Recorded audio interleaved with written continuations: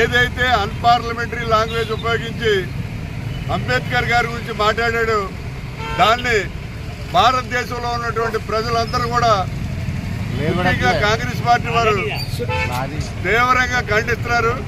ఎందుకంటే అమిత్ షా అనే వ్యక్తి ఎలాంటి వాడో భారతదేశ ప్రజలందరికీ తెలుసు. ఒక ప్రధానమంత్రి నరేంద్ర మోడీకి అతను ఒక పిఏగా యాక్ట్ చేస్తూ రకరకాలుగా ఈ దేశాన్ని భ్రష్టు పట్టించే కార్యక్రమాలన్నీ కూడా అమిత్ షా చేస్తున్నాడు. ఇవాళ మనకి భారతదేశంలో ఉన్నటువంటి ఇండస్ట్రీస్ అన్నింటినీ కూడా ప్రైవేట్ పరం చేయాలనే ప్రయత్నం సాగుతుంది. అలాగే అంబేద్కర్ రాసిన రాజ్యాంగాన్ని కూడా మార్చి హిందూ రాజ్యాంగం అని చెప్పి కొత్తగా రాజ్యాంగం పెట్టాలనే ప్రతిపాదన కూడా ఈ అమిత్ షా తీసుకురావడం జరిగింది. ఈవేళ మన చూస్తున్నాం, మన భారతదేశంలో నరేంద్ర మోడీ ప్రధానమంత్రి అయిన తర్వాత కొత్తగా వచ్చినటువంటి గవర్నమెంట్ ఇండస్ట్రీస్ ఏమి కూడా లేవు. ఉన్న గవర్నమెంట్ ఇండస్ట్రీస్ అన్నీ ఆఖరికి వైజాగ్ స్టీల్ ప్లాంట్ని కూడా విశాఖ ఉక్కు ఆంధ్రలో అని మనం అందరూ అనుకున్న స్టీల్ ప్లాంట్ కూడా ప్రైవేట్ పరం చేయాలని తహదాలు ఆడిపోతున్నారు ఈ బీజేపీ వాళ్ళు. మరి ఈవేళ రైల్వేస్ని ప్రైవేట్ పరం చేస్తున్నారు.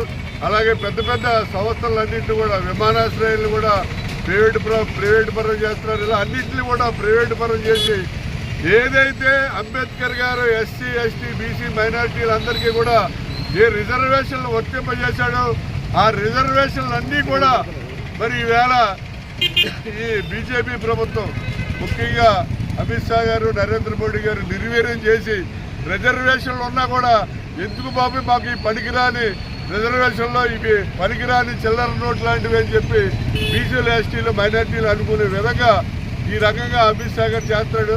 అమిత్ షా గారు మరి అతనికి దేవుడు ఎవరో మనకు తెలియదు కానీ అంబేద్కర్ని తీవ్రంగా అవమానించడం జరిగింది. అతను ఏంటంటే అస్తమానం అంబేద్కర్ అంబేద్కర్ అంటూ ప్రతి ఓడికి భాషణ అయిపోయింది. అంబేద్కర్ కాదు మీరు దేవుడు తలుచుకోండి మీకు స్వర్గంలో సీట్ వస్తుందని చెప్పి మరి అమిత్ షా గారు చెప్పడం జరిగింది.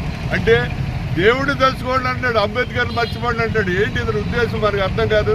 ఇవాళ భారతదేశంలో ఉన్నటువంటి ఎస్సీలకు కానీ ఎస్టీలకు కానీ మైనార్టీలకు కానీ బీసీలకు కానీ ఓసీలకు కానీ అందరూ కూడా అంబేద్కర్ని ఒక దేవుళ్ళ కొలుస్తున్నారు. ప్రతి ఇంట్లోనూ కూడా అంబేద్కర్ యొక్క ఫోటో ఉంటుంది.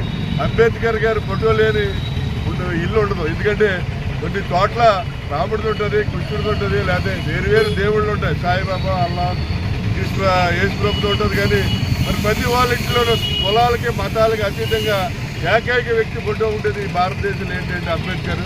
అటువంటి అంబేద్కర్ గారిని తోడలాడినటువంటి అమిత్ షా గారు తక్షణం సెంట్రల్ మినిస్ట్రీ నుంచి అతను బర్తరఫ్ చేయాలని చెప్పి నరేంద్ర మోడీ గారిని ఈ భారతీయ జనతా పార్టీ గవర్నమెంట్ని మేము డిమాండ్ చేస్తున్నాం. కానీ అతను అలాగే కంటిన్యూ చేసినట్లయితే మరి యాజిటేషన్ తీవ్రతరం చేసుకుంటుంది. ఈ బీజేపీ ప్రభుత్వం తీవ్రమైన పరిణామాలు ఎదుర్కోవాలి.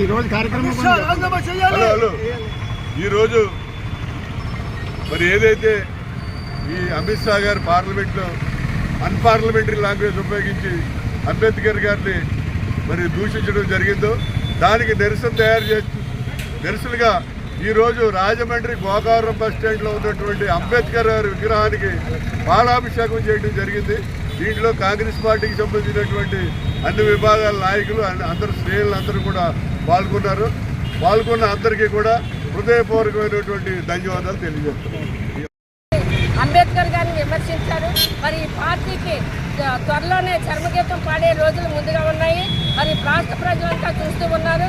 ఒక విమర్శనాత్మకమైనటువంటి మాటలో ఈ బీజేపీ ప్రభుత్వం చాలా ఆచితూచి మాట్లాడకుండా మరి ఇలాంటి విధానమైనటువంటి మాటలు పార్లమెంట్లో మాట్లాడడం చాలా అమానుషం. మరి మేము కాంగ్రెస్ పార్టీ తరఫు నుంచి ఖండిస్తున్నాం. మరి అర్జెంటుగా మరి అమిత్ షా గారిని పార్లమెంట్ నుంచి ఆయన మెంబర్షిప్ రద్దు చేయాలనేటువంటి మా ఆశ, మా కోరిక. మరి వెంటనే కూడా మరి ప్రభుత్వం రద్దు చేయాలి. మరి ప్రభుత్వాన్ని బీజేపీ ప్రభుత్వం వచ్చిన తర్వాత ఒక మతపరమైనటువంటి విషయంగా బీజేపీ ప్రభుత్వం వెళ్తా ఉన్నది. ఎందుకంటే రాజ్యాంగం అంటే ఒక మతపరమైనటువంటిది కాదు.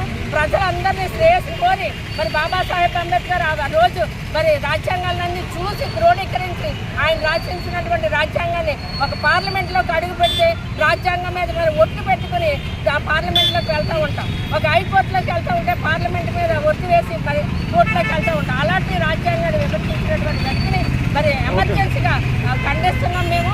ఎందుకంటే కాంగ్రెస్ తరఫున మా పార్టీ తరఫున అందరూ కూడా నిరసన ప్రదర్శనలు చేస్తూ ఉన్నాం. మరి